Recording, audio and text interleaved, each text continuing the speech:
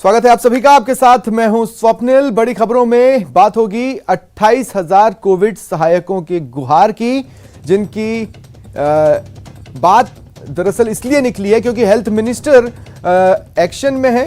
उनकी भी बात होगी क्योंकि उन्हीं के बयान से सीएचए आहत भी हैं। हालांकि चिकित्सा मंत्री भी एक्शन में है। उन्होंने आज अस्पतालों को चेताया है कि अगर एक भी मरीज की जांच बाहर हुई तो सस्पेंशन पक्का है। साथ ही बात करेंगे कि गुलाब चंद कटारिया और सीएम के बीच जारी वॉर की, और आखिर में बात सियासत पर चढ़े बुलडोजर की। कई खबरें होंगी, लेकिन शुरुआत करते हैं इस वक्त की बड़ी खबर से। 28,000 कोविड सहायक सहायता मांग रहे हैं। बड़ी खबर है, कोविड सहायकों ने दिल्ली कूच का ऐलान कर दिया है।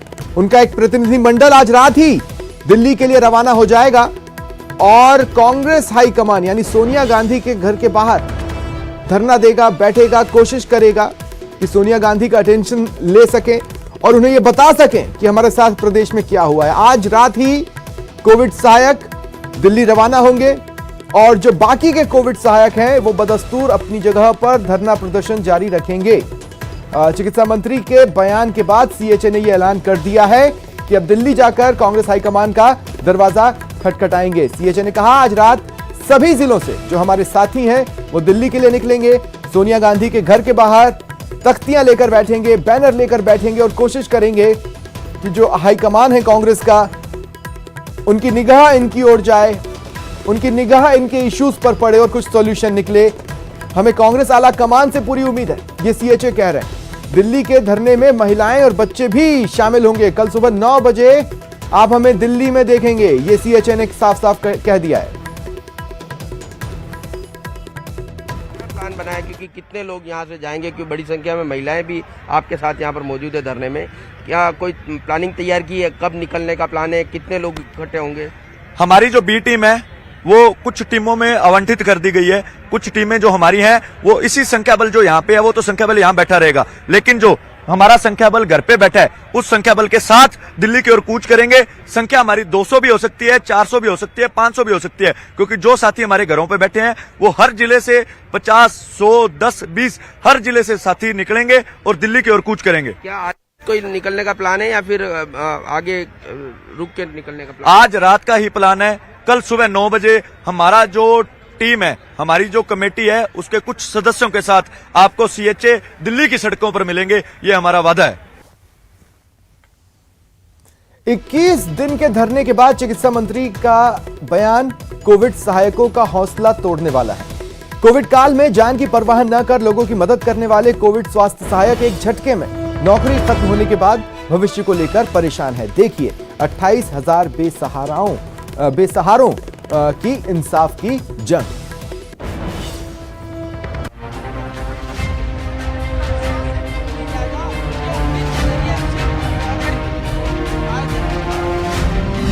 अट्ठाईस 28,000 बेसहारों का साझा दर्द। 40 डिग्री तापमान में भविष्य की लड़ाई, हक की लड़ाई पर बेरुखी वाला वार। कोई अपनी मांग को लेकर धरना दे तो उसमें हमको क्या इतराज है भाई। कोविड सहायक का कोई पद राजस्थान में नहीं है। जितना जल्दी हो सके कर दे, चाहे मेरी डिलीवरी यहीं हो जाए, मेरी ये बहनें डिलीवरी करवा ले यहाँ पे। मैं जब तक यहाँ से नहीं जाऊंगी जब तक हमें हमारा हक नहीं मिलेगा। ये दर्द है नौकरी जाने का, ये जज्बा है अपने हक के लिए लड़ने का। बच्चे की जान की परवाह करे बिना मैं डेली यहाँ आ रही हूँ और अपनी महत्वपूर्ण भूमिका निभा रही हूँ। और ये मेरे 28,000 बहन भाई है, उनकी तरफ भी तो देखना पड़ता है ना, वो भी तो कितनी दूर दूर से आए हुए हैं। पिछले 21 दिन से धरने पर बैठी कोविड स्वास्थ्य सहायक इस महिला का दर्द भला कौन नहीं समझ सकता। अपने आने वाले बच्चे का भविष्य संवारने के लिए 8 महीने की गर्भवती संगीता गुजर 21 दिन से धरने पर बैठी हैं। तो कई मां अपने 5 महीने से लेकर 4 साल तक के बच्चों के साथ धरना दे रही हैं। महिलाओं का कहना है कि बच्चों के भविष्य के लिए आंदोलन करना जरूरी है। विश्वास तो है, अब वो उनके ऊपर है, सरकार के ऊपर। वो पूरी जल्द से जल्द कर देंगे तो हमारी परेशानियां कम होगी। बच्चों के साथ बहुत ज़्यादा परेशानी आती है हमको। 4 साल की ये कंप्लीट हुई है अभी। इसको फीवर है, इसको डायरिया वॉमिटिंग वगैरह हो रहे हैं, इसको हॉस्पिटल लेके जाना पड़ता है सर, लेकिन तो इसके बहुत सारी दिक्कतें हो रही है। वहाँ पे क्या काम करते थे ना, तो वो 8 दिन में पैसे देते थे उनको, कि एक्स्ट्रा पैसे देते थे कि 2,000 रुपये 3,000 रुपये, और यहाँ पे तो 8 महीने से काम कर रहे हैं तो कुछ भी नहीं मिल रहा है, बिना पैसों से काम कर रहे हैं। और उसके बाद हम यहाँ पे रहते हैं तो हमारे बच्चों को इतनी दिक्कत है, 3 साल का बच्चा है मेरा। इन्होंने जो एक पर्चा लिखा, किसने लिखा है, ये कौन? नहीं तो क्यों किया आप लोगों ने ये सब? सर, हमारी मांग के लिए हम सीएम को आग्रह कर रहे हैं कि सीएम साहब हमारी मांग पूरी करो, और अगर यहाँ किसी साथी के साथ अनहोनी या कुछ जान माल की, जैसे हमारे साथी काफ़ी बीमार है, उसके लिए राजस्थान सरकार जिम्मेदार रहेगी। आखिर एक साथ पूरे प्रदेश में 28,000 लोग बेरोजगार कर दिए गए, लेकिन दुखद तो ये है कि प्रदेश में युवाओं को रोजगार देने का दावा करने वाली सरकार के चिकित्सा मंत्री कहते हैं कि धरने पर बैठे हैं तो बैठे हैं, मांग नहीं मानी जाएगी। केवल कोविड के समय इनको लगाया था टेम्परेरी, अब कोविड है नहीं इसलिए इनका काम पूरा हो गया 31 मार्च को। कोविड सहायक का पद कोई भी राजस्थान में सैंक्शन नहीं है, इनका कर रहे हैं होमगार्ड की तरह, इनको इमरजेंसी सेवाओं के लिए रखेंगे, उसकी नहीं लेना चाह रहे तो स्थायी नौकरी लगवाएंगे। चिकित्सा मंत्री के बयान को संवेदनहीन इसलिए भी कहा जा सकता क्योंकि ये वो सहायक हैं जिन्होंने कोरोना काल में अपनी जान की परवाह न करते हुए पूरे प्रदेश में न सिर्फ आम आदमी को सुरक्षा दी बल्कि सरकार की सबसे बड़ी मदद भी की थी। आपको बता दें कि स्वास्थ्य सुविधाएं सुचारू रखने के लिए की गई ये नियुक्ति 31 जुलाई 2021 से प्रभावी थी। प्रत्येक ग्राम पंचायत पर एक कोविड स्वास्थ्य सहायक भर्ती हुआ। पीएचसी पर 2 और सीएचसी पर 3 स्वास्थ्य सहायकों की भर्ती हुई। शहरी क्षेत्र में हर वार्ड पर 2 स्वास्थ्य सहायकों की नियुक्ति हुई। कुल करीब 28,000 कोविड स्वास्थ्य सहायकों की भर्ती हुई। कोविड सहायकों को 7,900 रुपये प्रति माह का मानदेय दिया गया। हालांकि आरोप तो ये भी है कि कई जिलों में तो इन्हें पूरे मानदेय भी नहीं मिले।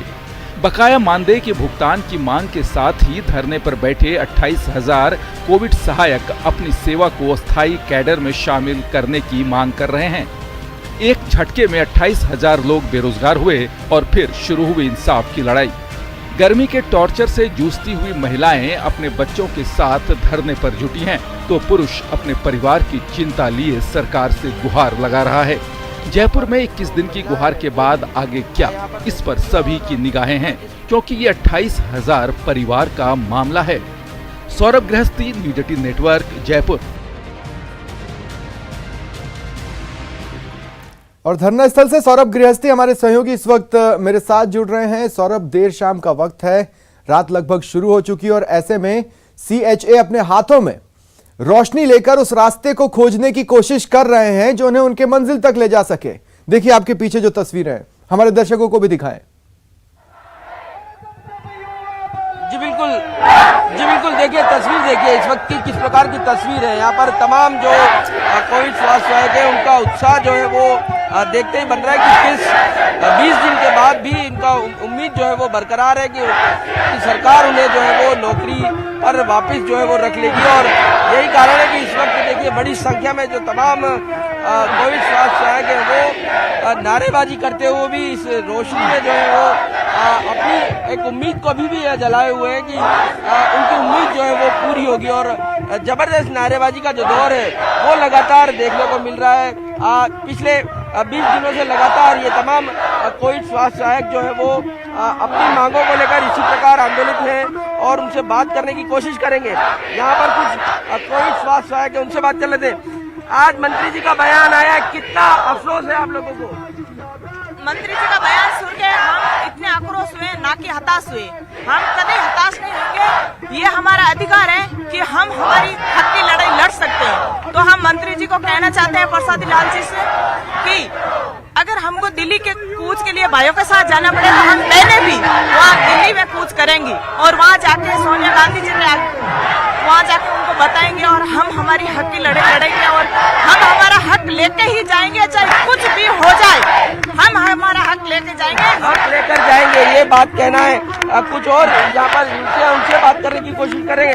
कितनी मुश्किल थी इतने दिनों में, किस प्रकार की मुश्किलों का सामना करना पड़ रहा था आपको? कितनी मुश्किलों का सामना करना पड़ा इस 20 दिनों के दौरान आप लोगों को?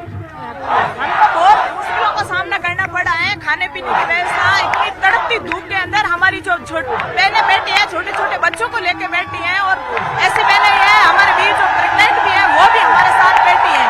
और हम कभी हार नहीं मानेंगे, हम हमारा हक लेके, हमारी नौकरी लेके ही घर जाएंगे। कितना भी संशयों का मैं रोक रहा हूं आपको सौरभ, मैं रोक रहा हूं आपको। क्या जिम्मेदार आंखें इन तस्वीरों को देख रही है? क्या जिम्मेदार कान इन तस्वीरों से उठने वाले आक्रोश को सुन रहे हैं? वो अभी के अभी पता चल जाएगा। मेरे सहयोगी महेश दाधीच मेरे साथ जुड़ रहे हैं, जिनके साथ मंत्री प्रसादी लाल मीणा जी हैं, जिनके एक बयान के बाद सीएचए आक्रोशित है। महेश, कैसा लग रहा है मंत्री जी को, कुछ लोगों की सारी उम्मीदों को ध्वस्त करके एक झटके में?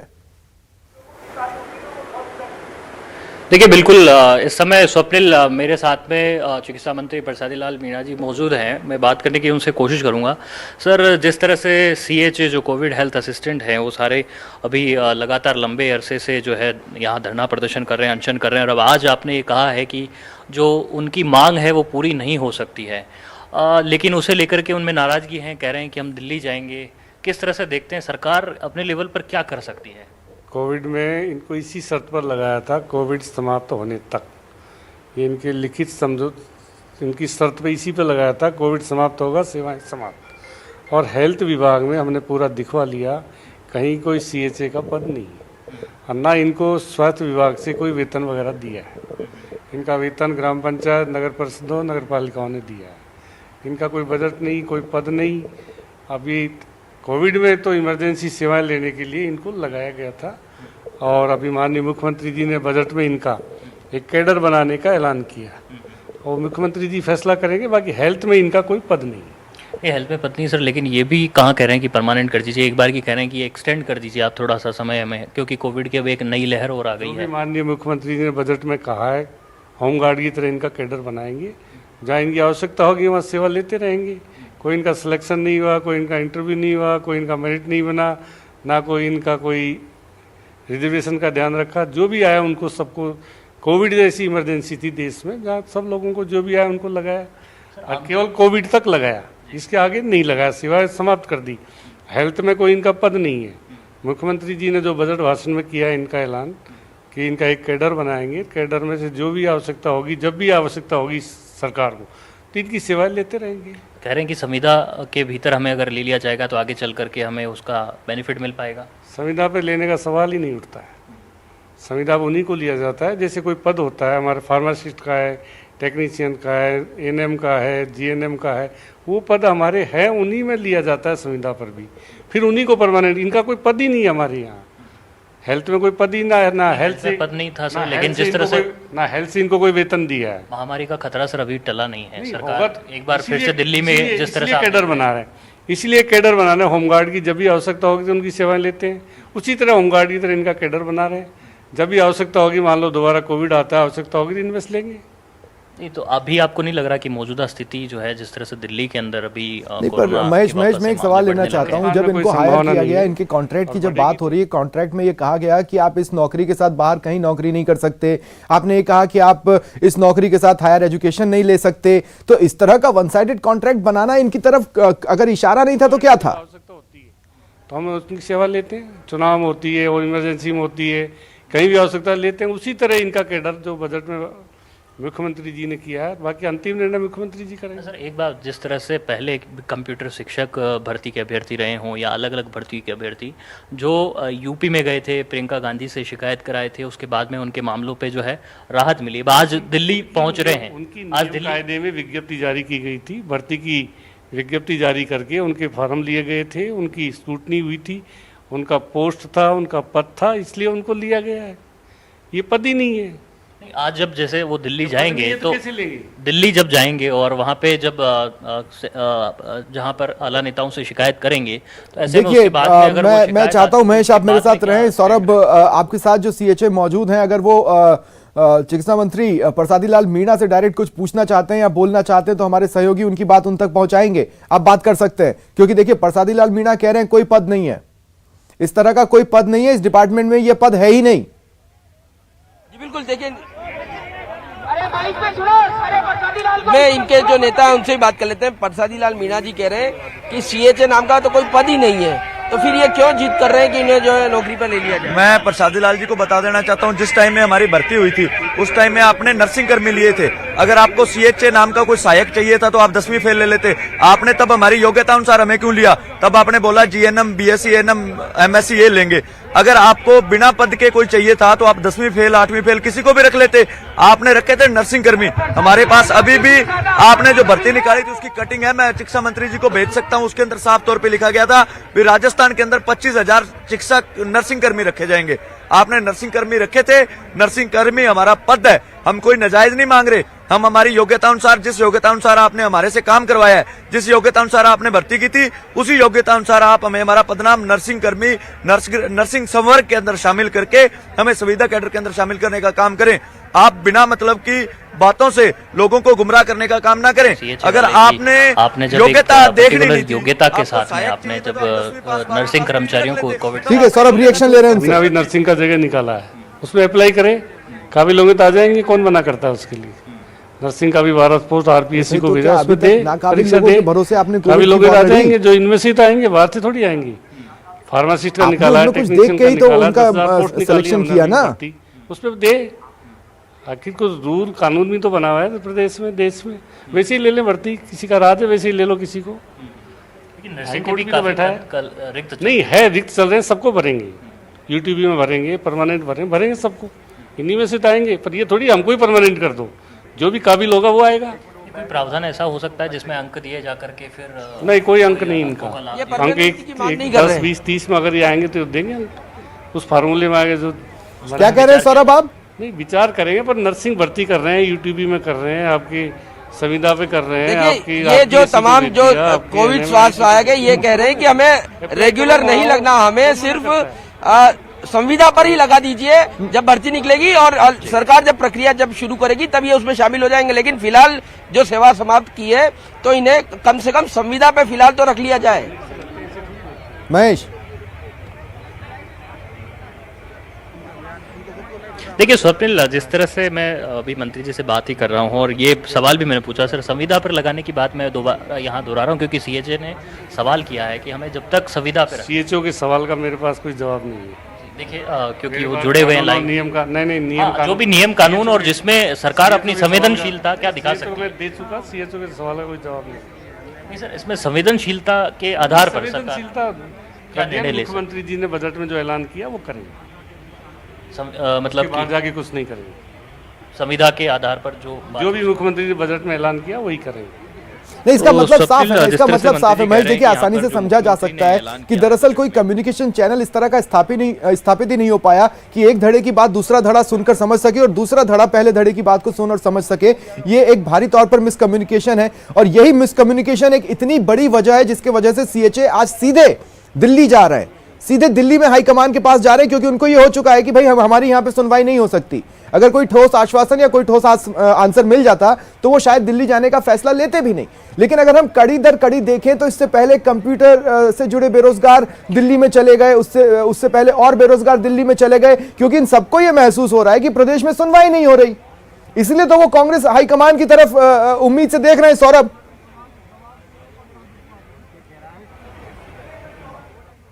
जी बिल्कुल, इसी कारण से ये दिल्ली जाने का ऐलान जो है किया। एक बार फिर इन लोगों से बात कर लेते हैं। मंत्री जी का कहना है कि सीएचओ के लोगों के मेरे पास कोई जवाब नहीं है। अब आप लोगों का क्या आखिरी विकल्प रहने वाला है, क्या कुछ करेंगे? पहली बात तो ये, शिक्षा मंत्री जी पूरा चिकित्सा विभाग चला रहे हैं, ये बात तो बिल्कुल शोभा नहीं देती। उनको भी हमारे पास कोई जवाब नहीं है। आपने 28,000 लोगों को चिकित्सा विभाग के अंदर रखा, 28,000 लोगों को 9 महीने से आपने उनका खून चूसा, बिना सैलरी के आपने उनसे हर एक काम करवाया, डेंगू का काम, मलेरिया का काम। क्या आपने बिना डिग्री के हमसे टीके लगवाए थे क्या? ओपीडी के अंदर, ओटी के अंदर सारी ड्यूटियां लगाई। हमारे पास ड्यूटी चार्ट है। मैं मुख्यमंत्री जी को बता देना चाहता हूं, अगर आपको नहीं पता तो मेरे पास पूरी फाइल तैयार है। अब आप कल की तारीख में डेलीगेशन को बुलाइए, हम अपनी जो फाइल है वो आपके सामने रखते हैं भी हमारी ड्यूटी चार्ट जो थे वो किस हिसाब से थे। अगर हमारे से नर्सिंग कर्मी का काम करवाया गया था तो आज हमें नर्सिंग कर्मी का दर्जा देने में दिक्कत कहां आ रही है? आपने सारा काम करवा लिया हमसे। सरकार कह रही है, लेकिन एक सवाल मैं चाहता हूं महेश, अगर आप तक मेरी आवाज आ रही तो प्रसादी लाल मीणा जी से पूछिए कि अगर सीएचए इतना सिरे से गलत है तो उनको धरना स्थल से फोर्सफुली हटाया क्यों नहीं गया?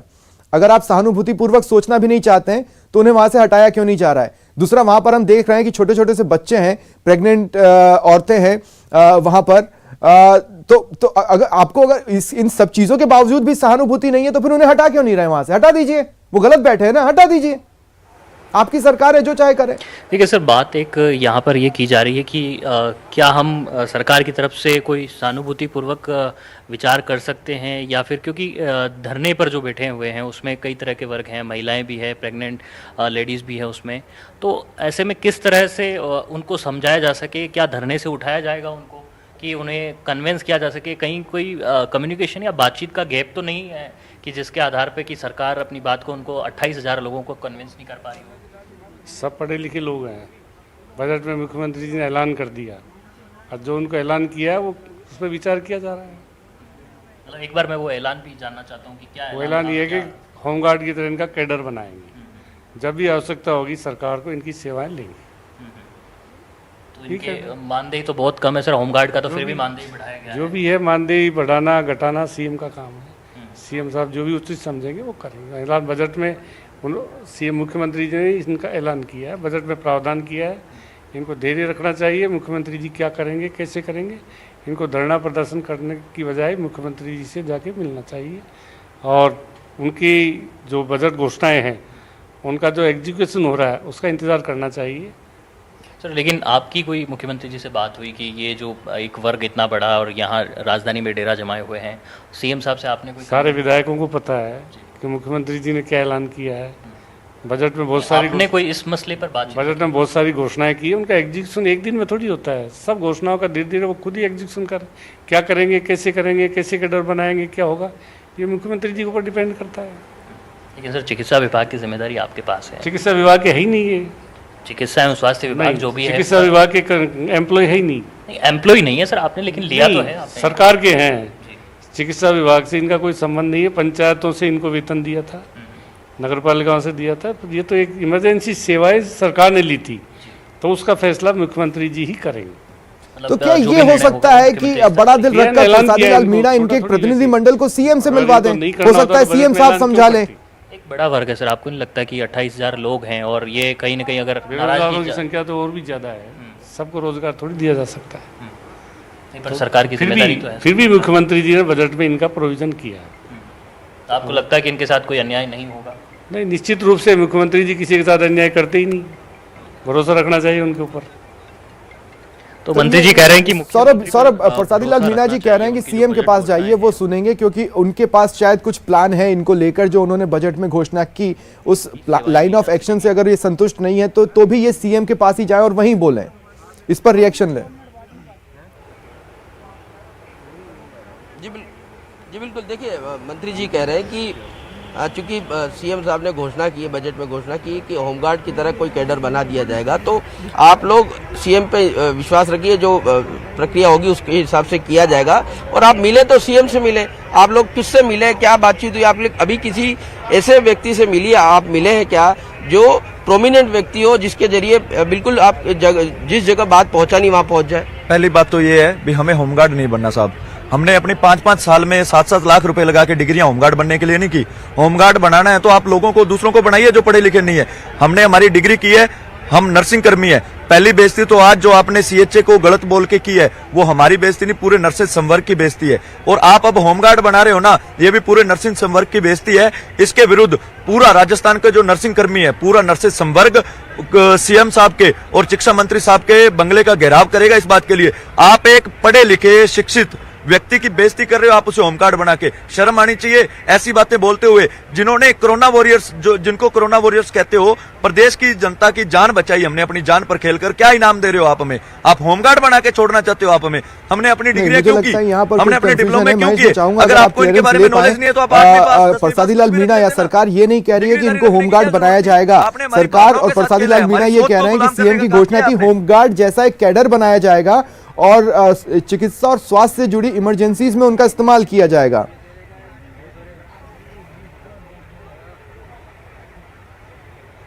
महेश जी बिल्कुल स्वप्निल, देखिए उन्होंने होमगार्ड बनाने की बात नहीं की, उन्होंने कहा कि होमगार्ड की भांति एक कैडर बनेगा और जब भी आवश्यकता होगी कोविड सहायकों की तो हाँ, उनकी ठीक है, सेवाएं ठीक दोबारा है। से ली जा सकेगी। जिस तरह से ऐसा ही होता है कि होमगार्ड भी एक ऐसा कैडर है जिसमें उनकी जब सौरभ, जरूरत सरकार को सेवाएं मेरे लेनी ख्याल से होती ये है, स्थिति तब आपको उनको आपको बुलाया आपको भी जाता है, समझ में आ गई सर्विस होगी कि रखा दरअसल वो जाता है, कहना क्या चाह पूछ रहे लेता हैं, हूँ, है ना? उनका भी हाँ। जो है सर्विस लिया जाता है। जी जी बिल्कुल। देखिए मंत्री जी ये नहीं कह रहे कि आप होमगार्ड बनिए, मंत्री जी का कहना है कि होमगार्ड की तरह ही एक कैडर बनाया जाएगा आप लोगों का, जब इमरजेंसी होगी तब आप लोगों को रख लिया जाएगा। सर हमने पहले तो हमारे साथ धोखा हुआ, आपने हमें 3 महीने के लिए रखा, हमने जनता की सेवा के लिए 3 महीने अपने दिए, हम अपने काम पे वापस लौट जाते, हम अपने कोचिंग में वापस लौट जाते, लेकिन आपने डेंगू में काम करवाने के लिए, आपने वार्डों में काम करवाने के लिए, आपने अपनी सहूलियत के हिसाब से हमारा यूज किया। जब आपने रखे थे कोविड सहायक, आपने डेंगू में काम कराया, वार्डों में काम करवाया। जब आप अपनी सहूलियत के हिसाब से पैर पसार सकते हो, आप अपनी सहूलियत के हिसाब से उस कैडर के जो आपने एक भर्ती निकाली थी उसके रूलों को आप तोड़ सकते हो। आज जब हम नर्सिंग कर्मी अपने हक की बात कर रहे हैं, हमें होमगार्ड नहीं बनना। नहीं, होमगार्ड की बात नहीं कर रहे, वो होमगार्ड की तर्ज पे एक कैडर बनाने की बातों में अलग कैडर बना, आप बातों में उलझाने का काम ना करें मंत्री जी। होमगार्ड की तरह मतलब होमगार्ड ही होता है।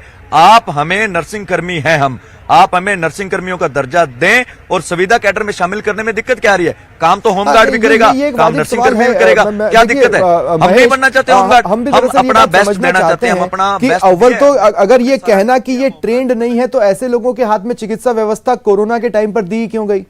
और अगर ये ट्रेंड है, ये कोविड के टाइम पर अपनी सेवाएं दे सकते हैं, लोगों की गालियां सुनकर उनको वैक्सीन लगवा सकते हैं, उनको दवाइयां पहुंचा सकते हैं, डेंगू मलेरिया के टाइम पे टेस्ट कर सकते हैं, ये सारी चीजें जो उनसे करवाई गई तो ये तो बताती हैं कि ये ऐसा भी नहीं है कि ये अनट्रेंड हैंड्स हैं, ये तो ट्रेंड हैंड्स हैं ना।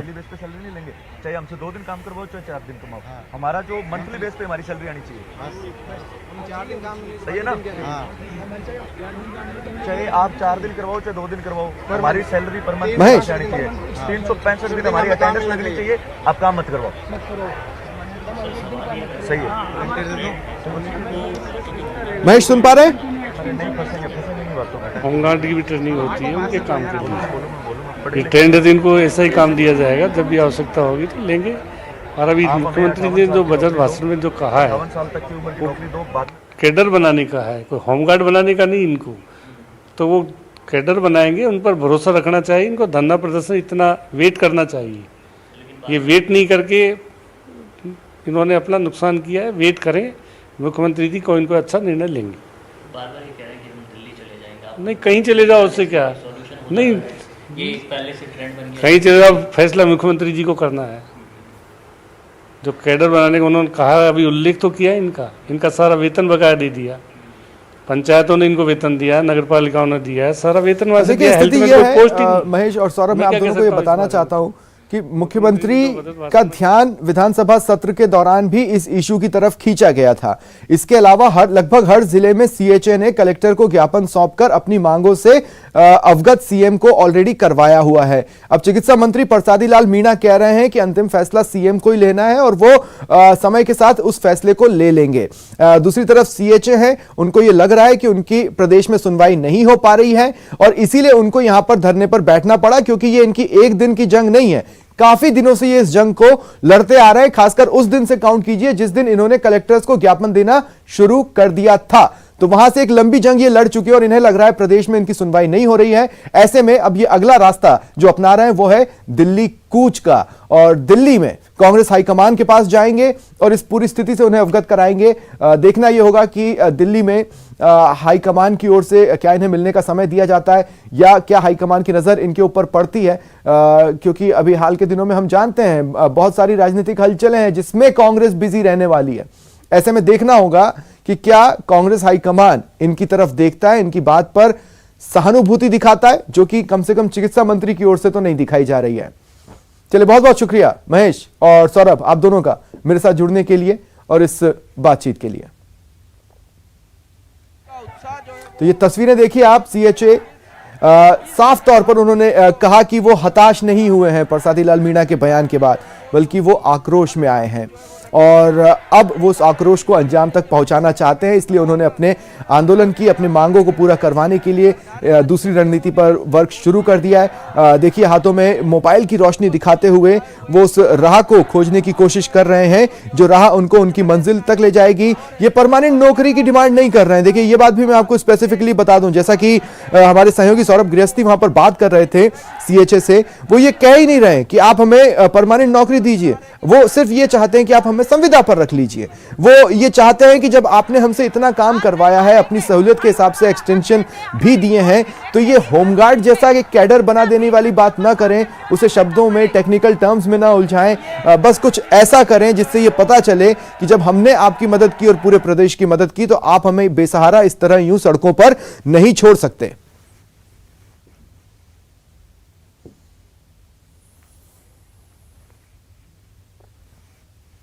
उनका उत्साह जो है। और चलिए यहां